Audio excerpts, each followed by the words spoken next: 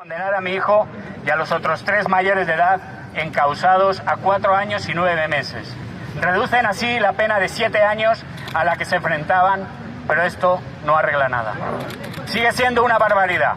Si además le añadimos que son personas inocentes, que los 6 fueron detenidos de forma aleatoria horas después de haber participado en una manifestación de forma pacífica en la que pretendían hacer frente a las ideas de odio que transmite Vox y que 5 años después han entrado de lleno en los ayuntamientos de este país. Y no está de más recordar que posiblemente gracias a concentraciones como esa y a personas como mi hijo y los 6 de Zaragoza encontraron un muro de contención en aquellas elecciones generales y en estas últimas estuvieron muy cerca de ocupar ministerios. Tanto su madre como yo educamos a nuestro hijo en valores que rechazan las ideas de odio al migrante, el machismo, al colectivo LGTBIQ+, y allí donde gobierna Vox se odia todo lo que no conforma su ideario de identidad nacional ultracatólica, incluida la cultura que trabaja fuera de sus márgenes retrógrados, como también se pudo ver recientemente en la gala de los Goya o cuando suspenden festivales culturales a los que se les tienen ganas desde hace tiempo. Contra todo este conglomerado de ideas reaccionarias y violentas se manifestó mi hijo. Y por eso no está de más agradecérselo y decirle desde aquí que estoy orgulloso de que sea el ser humano en el que se ha convertido. Sin embargo, me puede el dolor y la rabia porque en estos días se ha resuelto el recurso y le quieren meter en la cárcel. Ha sido un proceso largo. Llevamos 5 años sufriendo eso que llaman pena de banquillo. Y además hemos pasado por todas las fases inimaginables. Primero la incredulidad. Si alguien es inocente y le quieren juzgar con penas de 6 a 7 años de cárcel, no debe temer. Eso pensamos. No crees que una locura así se imponga. Y así fue. El Código Penal de este país permite condenar a alguien por estar en el lugar donde suceden unos hechos. Solo hay que situarle en el sitio. El Código Penal, que nadie deroga y que sigue metiendo en la cárcel a miles de personas, permite, sin prueba material mediante, encarcelar a alguien que estuvo en una manifestación si se dieron hechos violentos. Y ese Código Penal, lleno de leyes, lo que nos dice es claro. Si te manifiestas, atente a las consecuencias. No se lo deseo a nadie, pero claro, esto solo lo suprimas a aquellas familias que educamos a nuestros hijos en valores de progreso. No pasará con aquellas que van a cantar el cara al sol insultando a cientos de miles de víctimas del franquismo o que cuelgan al presidente en una piñata o zarandean policías que impiden el paso de la tractorada.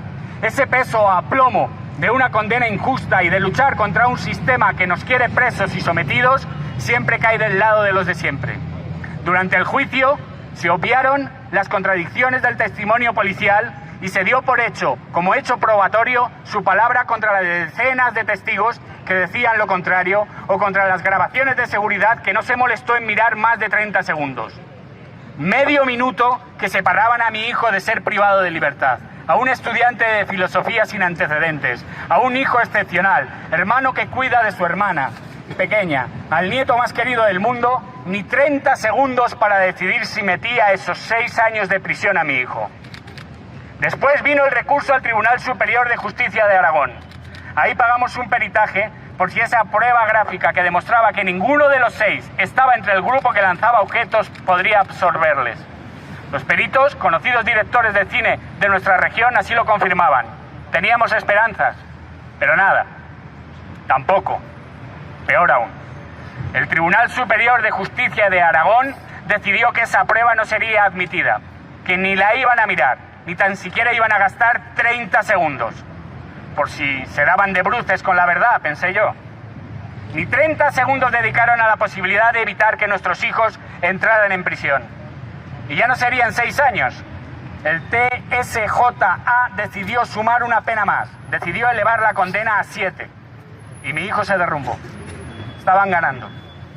Habíamos quedado atrapados bajo una ley pensada para reprimir a quienes luchamos por un mundo de igualdad y libertad. Y por unas detenciones que se hicieron horas después de los incidentes por unos policías que cumplían con una orden que dieron los mandos aquel día. Según un agente que no quiso declarar en su momento, la orden era clara. Id a la universidad y que la furgona vuelva llena. Y la condena llegó tras una campaña que quizá puso nervioso a alguien. ¿Cómo le podía pedir a mi hijo que teníamos que seguir luchando? ¿Y para qué? ¿Para que me metan más años?, me decía. Es duro. Es muy duro leer comentarios en los que la inocencia de mi hijo es lo que menos importa. Sospecho que detrás de ese anonimato de las redes, en esos comentarios en los que se nos llaman piojos, ratas o perros, en esos momentos solo servía para generar más dolor. Sé que también hay gentes de pensamiento moderado que puedan pensar que estas injusticias no pasan, que si mi hijo y los otros 5 jóvenes fueron detenidos y juzgados es porque el sistema funciona. Bien, pues a ellos les digo que se estudien las sentencias, que lean cómo el propio juez reconoce que no hay pruebas y cómo da por buena la declaración de los policías que entraron en contradicciones en sede judicial. Y sobre todo, que piensen que si hay un mínimo de decencia, una persona no debería tener que demostrar su inocencia en un juicio. Suele ser al contrario. Nuestro sistema judicial se basa en la presunción de inocencia, algo que no sucedió con mi hijo, porque no hizo falta demostrar nada para condenarle, ya que un testimonio o varios, cuando hay otros enfrente, no pueden demostrar nada por sí mismos. Son, a todas luces, argumentos subjetivos. Sí, insisto, presuponemos la inocencia de las personas que entran en la sala de justicia. A esos bien pensantes, también les deseo que no tengan que pasar por algo parecido para abrir los ojos. Es complicado digerir este momento. Por eso os agradecemos el apoyo y el respeto de miles de personas que se han puesto en contacto con nosotras en estos días. Sus abrazos y sus palabras de ánimo nos reconfortan y nos hacen sentir que no estamos solas. Si estamos hoy aquí, frente al edificio en el que el pueblo decide quiénes y cómo les gobiernan, es para pedir al gobierno que asuma su responsabilidad, que ponga fin a nuestra pena de banquillo, sea consecuente con sus palabras y acabe con un código penal que aumenta la represión, que asuma la apuesta y que la puesta en marcha de una amnistía justa para todas y todos, para los 6 de Zaragoza, para activistas ecologistas, sindicalistas, a quienes sufren el racismo del Estado, a las militantes del movimiento de vivienda y que revierta la injusticia que han sufrido los 6 de Zaragoza y que decrete un indulto de carácter inmediato para evitar lo que es o sería el mayor agravio que puede sufrir un ciudadano en democracia, la privación de libertad por ejercer su derecho a manifestarse. Reitero esta última línea, la privación de libertad por ejercer su derecho a manifestarse, que es, en resumidas cuentas, la ideología detrás de la sentencia que cae sobre mi hijo. Los 6 de Zaragoza son inocentes. Nadie aportó pruebas contra ellos y no encontraron pruebas porque son inocentes. Pedimos su libertad y exigimos su indulto. Que impere nuestro amor contra su odio. ¡Libertad para los 6 de Zaragoza! ¡Libertad! ¡6 de Zaragoza! ¡Libertad!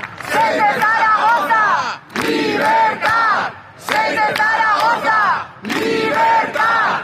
¡6 de Zaragoza! ¡Libertad! ¡6 de Zaragoza!